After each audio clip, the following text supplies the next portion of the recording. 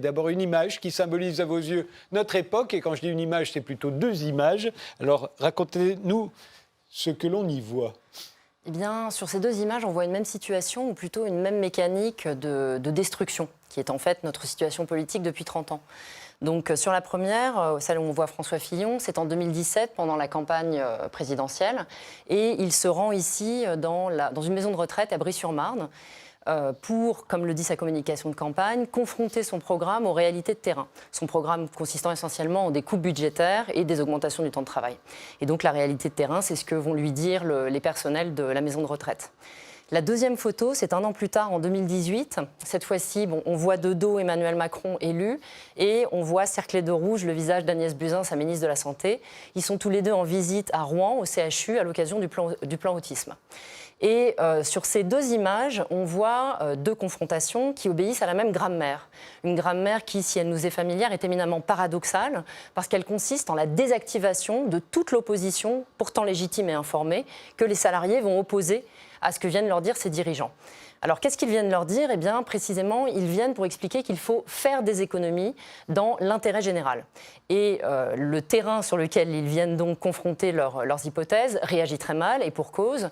Il s'agit de l'hôpital public et d'une maison de retraite publique, c'est-à-dire d'institutions où on sait, au premier chef et d'expérience première, que la réalité de se faire des économies, c'est qu'on met les institutions publiques dans l'impossibilité d'exercer leur mission, de telle manière à les rendre absolument inefficaces et donc à détruire toute leur attractivité et à les remplacer par des services privés. Et donc ici, la réalité de terrain qu'ils viennent rencontrer, ça va être en fait des salariés épuisés, à bout de tout, et qui vont faire état répétitivement de la souffrance dans laquelle ils sont, de l'impossibilité où ils sont d'aider les patients et de faire leur métier convenablement. Donc, ce qui est intéressant ici, et la désactivation arrive à ce moment-là, c'est que les trois dirigeants néolibéraux, donc François Fillon, Agnès Buzyn et Emmanuel Macron, qu'on voit ici, face à ces salariés et à ce que ces salariés leur disent, vont opposer un discours automatique. Ils vont cracher exactement les mêmes énoncés, c'est très frappant quand on les écoute, donc à 1 an d'intervalle.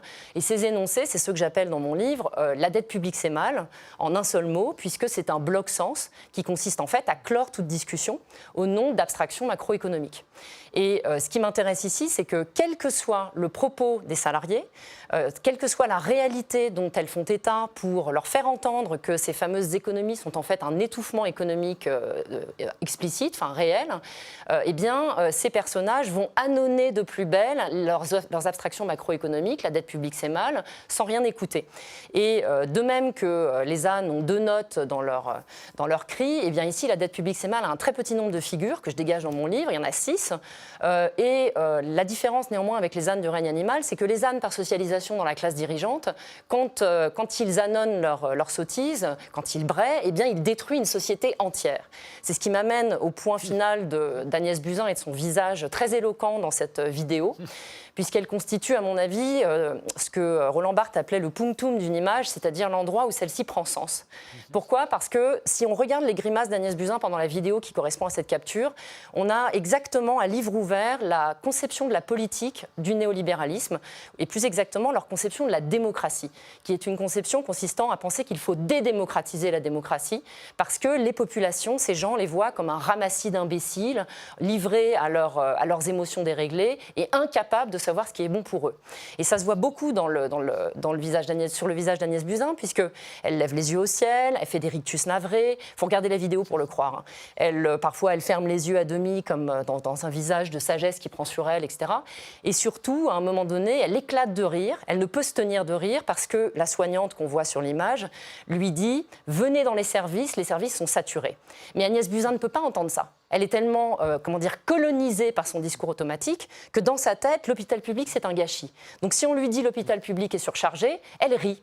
Donc je pense que ces deux images, à mon avis, sont vraiment symptomatiques. Sachant que c'était avant la crise du Covid, avant bien le Covid, entendu. Absolument. Avant que la tout a été déréliction... déterminé, justement, par le manque de lits dans les hôpitaux. Exactement. Donc ces deux images sont vraiment tragiquement annonciatrices de ce qui va se passer ensuite. Sauf que le discours n'a absolument pas changé aujourd'hui. C'est pour ça que je les ai choisies, justement, ces images. Parce qu'elles sont, à mon avis, c'est la quintessence du schème directeur de toutes les politiques publiques depuis 30 ans. C'est-à-dire la destruction délibérée libérer des services publics et de l'État social au nom d'abstractions qui permettent de grimer ça en système d'évidence. Et je dirais une dernière chose, parce que vous m'y faites penser, pour dire à quel point ceci a une actualité assez cinglante. Édouard Philippe, il y a encore 2 semaines, a lancé un mouvement politique intitulé Horizon au pluriel, avec pour seul horizon au singulier de, je cite, remettre l'ordre dans les comptes. Donc c'est pour dire à quel point les leçons ne sont pas tirées du tout de cette situation, quoi. Voilà.